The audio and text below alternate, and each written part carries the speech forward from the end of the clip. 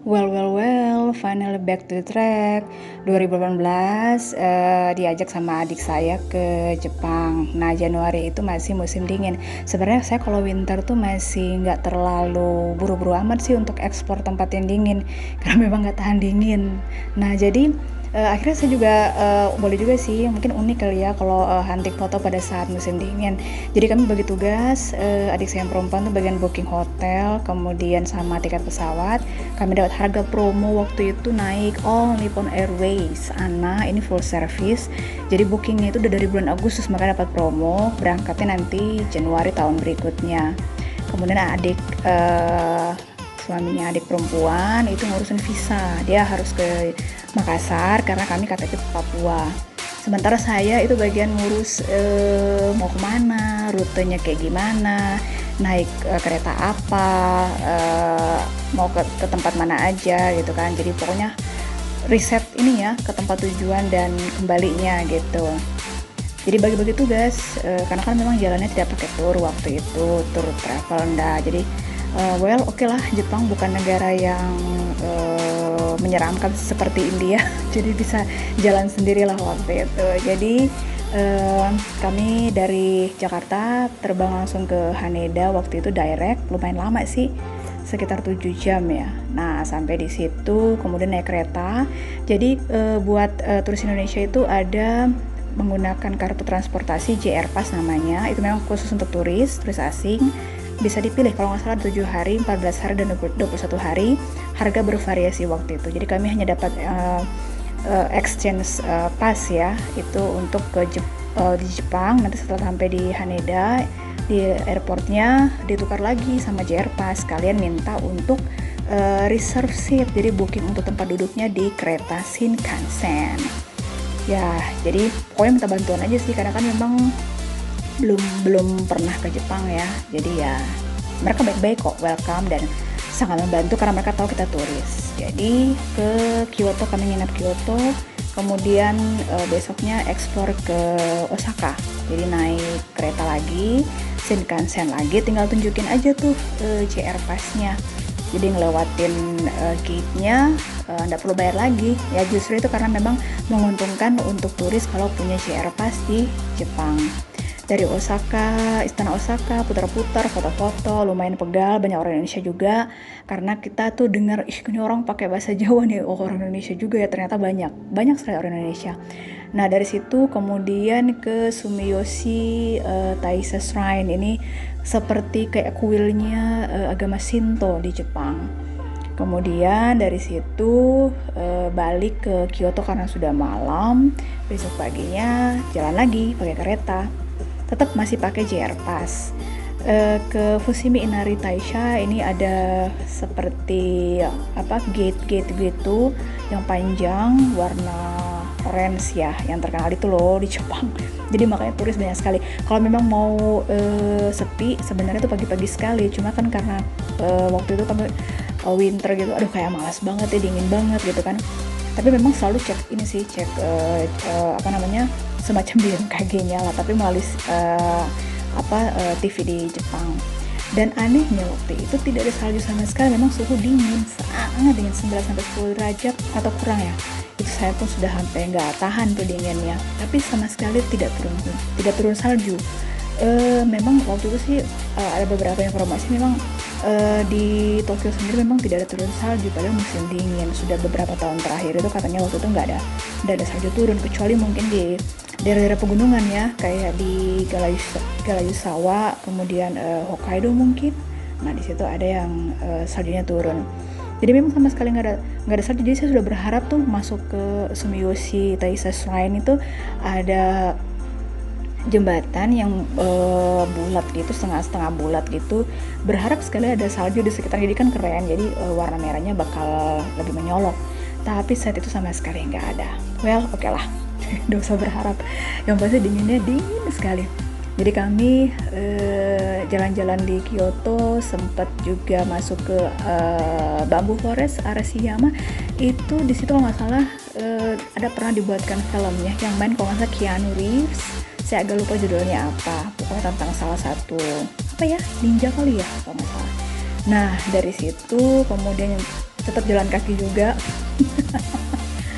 Karena di Jepang itu memang buat pejalan kaki itu sangat dimanjakan, pokoknya raja lah. Jadi enak. Jadi buat jalan kaki itu nggak ada yang orang jualan di pinggir jalan, di trotoar. Jadi memang orang Jepang itu kemana-mana memang jalan kaki karena pakai transportasi umum kan. Nah that's why jarang ketemu orang gemuk di Jepang selama di Jepang karena kebanyakan jalan kaki. Masuk ke mana ya, tempat wisata juga jalan kaki semua sih, dari ada yang memang dekat dengan stasiun keretanya, ada juga yang jauh, tapi hampir semua pakai jalan kaki. Jadi memang dimanjakan pejalan kaki, beda kan dengan di Indonesia. Nah di Kyoto masih masih jalan kaki juga, putar-putar, ada beberapa tempat foto-foto di situ, banyak orang asing. Pokoknya kalau jam-jamnya banyak wisatawan ya, you know lah, tahu sendiri gimana kalau mau foto kan, susah dapat yang benar-benar sepi. Tapi memang hampir di semua tempat wisata itu pasti ketemu orang Indonesia. Ada yang mungkin pre-wedding lah, ada yang mungkin sekedar bikin video, apalah gitu. Jadi rame, jadi kedengaran sekali tuh bahasa Indonesia di mana-mana. Gampang ternyata. Tapi entahlah ya, kok pada nggak dengur-dengur ya. Padahal kita juga pakai bahasa Indonesia, tapi entahlah, kok tiba-tiba jadi pada sombong gitu ya di sana ya. Entah.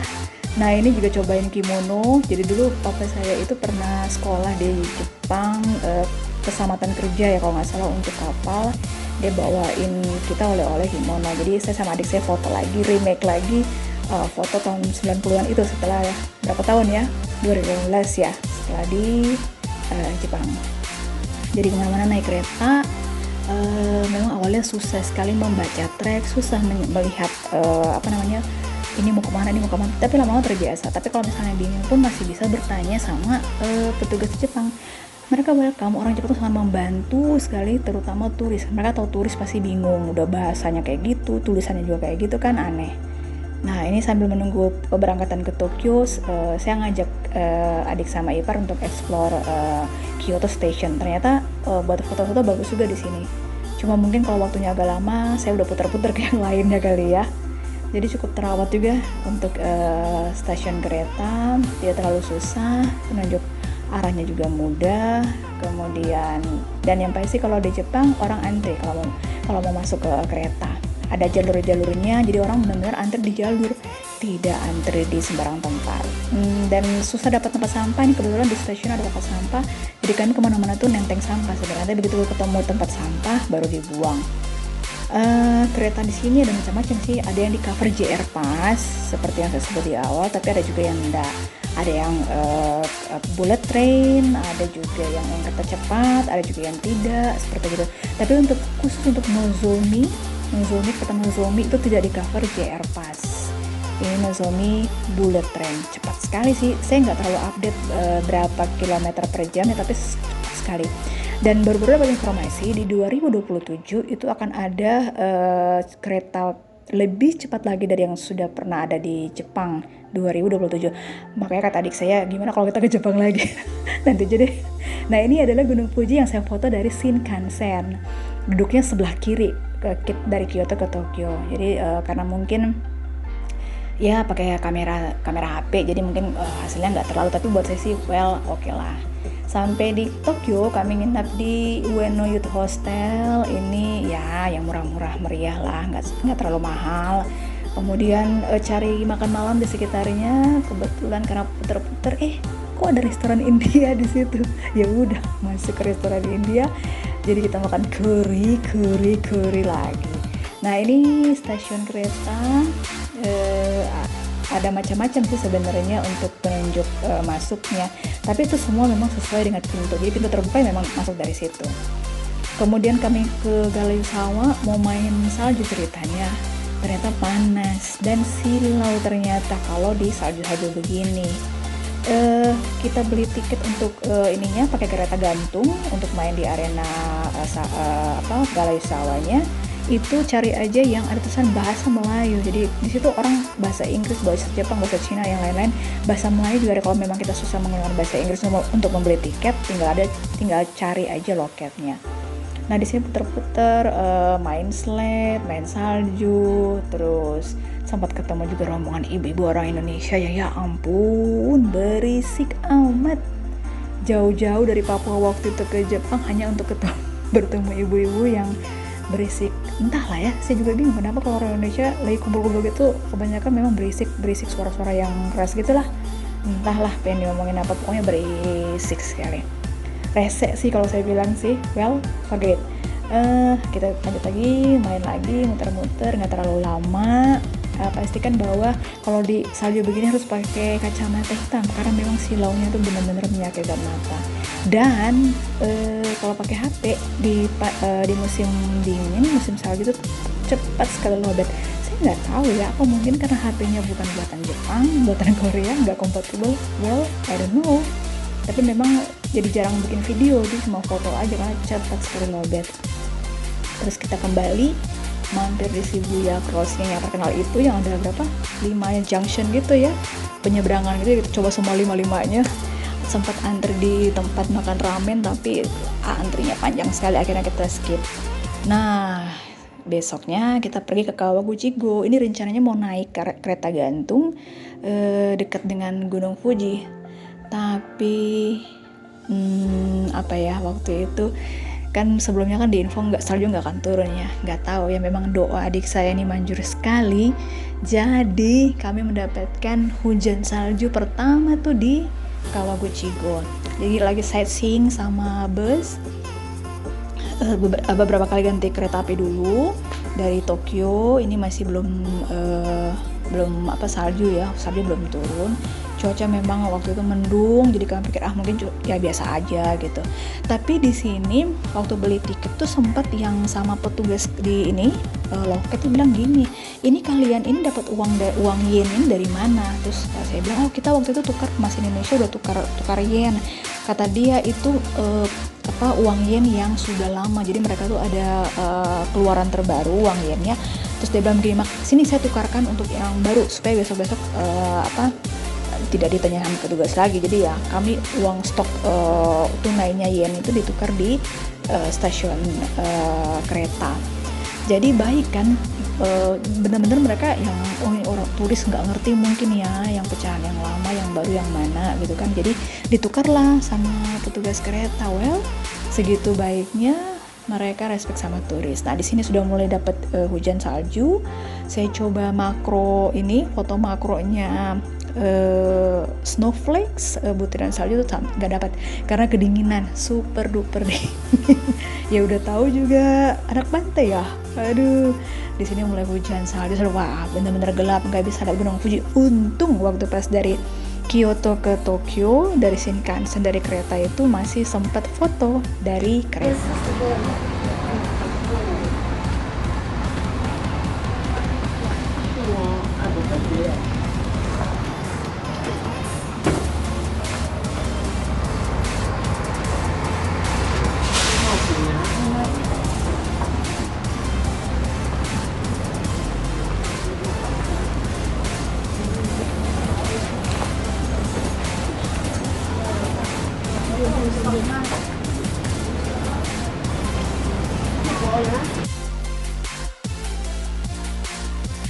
Today to tomorrow, due to heavy snow, train may be delayed, suspended, or even cancelled. Please check weather forecast and train information constantly.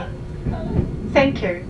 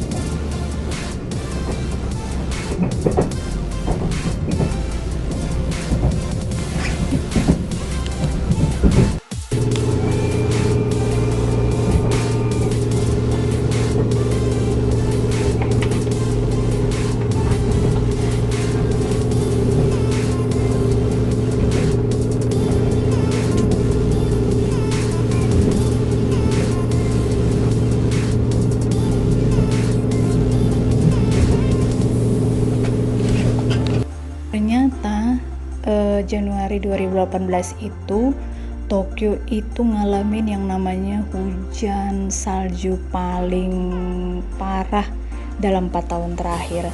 Jadi untung kami memutuskan cepat untuk kembali dari Kawaguchiko. Kalau enggak itu memang kereta pun tidak bisa jalan. Jadi semua berhenti, delay dan bahkan di cancel. Itu pun sudah dikasih pengumuman di dalam kereta pada saat kami kembali dari stasiun Kawaguchiko ke stasiun Otsuki untuk ganti kereta. Dan di Tokyo itu ngalamin yang namanya suhu -4. Ini suhu paling dingin sejak tahun 1970. Jadi makanya memang benar ada informasi bahwa di Tokyo itu sama sekali nggak turun salju. Bahkan kami tidak menemukan itu di Osaka dan Kyoto. Dan memang saat itu baru hujan saljunya memang parah. Jadi kalau mau percaya nggak percaya, doa seseorang itu kalau dengan yakin didoakan pasti akan terjadi. Dan ya seperti impian adik saya, salju pun turun di Tokyo. Mungkin dia senang karena dia suka yang dingin. Kalau saya sih kedinginan. Tapi ya untung pakai mantel untuk dingin gitu kan, untuk winter coatnya. Itu pun pinjaman karena memang saya nih kalau traveling winter gini nih memang harus siapkan baju khususnya gitu kan, nggak pas sepatu khususnya gitu. Jadi udahlah, punya adik saya yang zebra gitu waktu itu saya pakai. Jadi ini Tokyo kami ngalamin parah sekali waktu itu. Untung cepat sampai ke penginapan di Ueno Youth Hostel, dan saljunya sudah mulai sangat tebal malam itu, pokoknya parah sekali. Dan sudah diwanti-wanti sama yang punya hotel, jangan keluar dulu nih karena pasnya licin sekali. Jadi ya udah, kami malam itu cuma di penginapan aja gitu kan, sambil lihat-lihat salju kayak gimana. Ini dalam ini ya, jadi area untuk kitchennya itu, dapurnya itu sharing. Jadi ya murah sih, tempat makannya rame-rame gitu. Terus ini ada kue tempel hangat, memang saya nggak tahan sekali dinginnya, jadi ditaruh di dalam kantong gitu terus bisa dipegang gitu kan supaya hangat. Memang di dalam kereta pun hangat sih, hangat juga, jadi memang disesuaikan. AC-nya juga seperti begitu. Jadi walaupun dingin sekali di luar, tapi kalau di dalam ruangan, dalam bangunan itu pasti hangat. Dan esok paginya walaupun salju masih cukup tebal, sudah dibersihkan sama mobil-mobil untuk membersihkan salju di jalan. Cuaca cukup cerah, jadi kami lanjut lagi jalan-jalan lagi. Dan itu kami ke area Harajuku ada Takeshi Dori, ada jalan Takeshi di situ, ke Shinjuku buat foto-foto dengan ya saljunya lumayan tebal. Cuma ya kalau saya sih menarik sih, yang walaupun lihat pohon-pohon tanpa daun kayak gini, botak begini, gersang bukan gersang ya, memang gugur daunnya, ya buat saya sih kalau foto boleh juga. Cuma memang ya itu cepat sekali lowbat kalau di winter kayak begini. Jadi mungkin memang harus persiapan power bank kali ya. Bisa cas, tapi kayaknya jarang saya lihat ada di dalam kereta, atau mungkin saya nggak perhatikan ya, kurang tahu juga sih. Jalan-jalan di Takeshi Tadori, cuma ya lihat-lihat. Adik saya ada beli apalah gitu, kayak souvenir gitu kalau nggak salah, dia ada beli di situ. Nggak lama, terus kemudian kami pindah lagi ke tempat lain, masih jalan-jalan dengan salju yang masih kelihatan. Walaupun kayak gini salju juga tetap antri gitu kan, tetap rapi, tetap jalan kaki loh orang, walaupun salju juga, yang penting sudah dibersihkan. Kemudian kita main ke Gundam Robot di Odaiba. Itu kalau nggak salah dia nggak di cover JR Pass, jadi saya agak lupa berapa tiket yang kita harus beli waktu itu. Jalan-jalan di situ, sempat makan siang di situ. Dan tahu nggak, ada kita lihat satu keluarga itu anaknya kalau nggak salah ada 5, kecil-kecil gitu, orang Jepang. Jadi benar-benar tertib, makan nggak ribut. Bahkan anak yang masih usia berapa tuh benar-benar makan ramennya sendiri, nggak kayak anak-anak, ya nggak semua sih memang, tapi orang Indonesia kan anak-anaknya yang lari-lari lah, ya naik ke meja lah, narik-narik apa. Tapi itu satu keluarga itu orang Jepang tenang banget, anteng sekali tuh anak-anaknya, patut dicontoh. Jadi nggak bikin pusing orang tua juga ya. Jalan-jalan lagi sampai mendekati gelap ya waktu itu, ke Tokyo Skytree Tower. Tapi memang nggak naik ke atas, karena kalau naik ke atas pasti ada bayarannya lagi. Jadi puter-puter situ aja. Ada beberapa yang akhir terskip gara-gara salju hari sebelumnya itu mau lihat pulang, tapi kami skip karena pasti akan setengah mati untuk kereta karena delay dan bahkan dibatalkan keretanya. Kemudian hari terakhirnya sebelum kembali ke Jakarta, kami jalan-jalan ke Ueno Park, Taman Ueno. Ada apa di situ? Ada temple, ada macam-macam, ada bunga, ada taman, foto-foto karena ini dekat dengan tempat berbelanjanya, surga belanja di salah satu surga belanja di Jepang, Ameyoko ya. Jadi buat beli souvenir atau apa, sempat kami beli strawberry coba juga di situ, manis gitu kan. Ya secara strawberry kan jarang-jarang ada di Jayapura kan gitu. Jadi kami titip ini aja koper dan lain-lain semua di penginapan.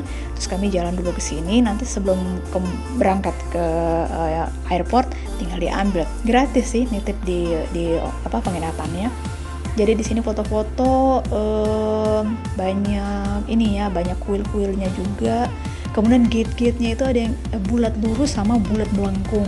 Itu ternyata dibagi lagi gitu. Ada namanya sendiri ya. Kemudian ada model-model lampu tradisional Toro. Kalau tadi gate itu disebutnya Tori. Kemudian kalau lampu-lampu tradisionalnya itu dari batu atau dari kertas yang tipis, itu disebutnya Toro. Nah kan bener, traveling kan kita juga jadi belajar kan. Nah sekarang kalau kayak begini semua bisa di Google, jadi nggak perlu guide sebenarnya kalau untuk jalan-jalan. Itulah kenapa kalau Jepang bolehlah kita jalan sendiri, kita get lost di Jepang itu it's fine, tidak masalah gitu kan, karena bukan suatu negara yang agak banyak scamnya kayak India misalnya begitu. Jadi ya kita mau jalan kemana ya terserah kita gitu. Cuma mungkin ya tersesat juga sih. Ada waktu itu bukan susah, salah lihat penunjuk arah. Jadi akhirnya kereta kami terlewatkan, terus akhirnya kembali lagi. Cuma beli tiket waktu itu karena memang tidak di cover JR Pass, dibantuin sama orang Jepang. Ada cowok orang Jepang gitu, dia nanya mau kemana gitu kan. Terus saya kasih tau mau ke sini. Cuma saya nggak ngerti cara pakai mesinnya gitu. Terus langsung ditunjukin sama dia, ini pilihan bahasanya, nanti tinggal pilih ini. Nah kan bener, di Jepang itu turis dihargai. Jadi kita tersesat pun mereka pasti akan tanya mau kemana gitu, ada yang bisa dibantu.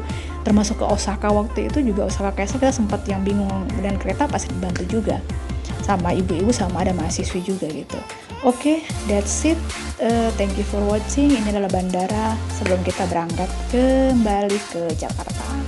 Tokyo International Airport. Sempat makan di sini juga sih, dan mereka sangat aware ya. Lihat saya kayak orang India, mereka bilang begini, aduh maaf di sini ada daging sapi dan agak susah untuk umat Hindu.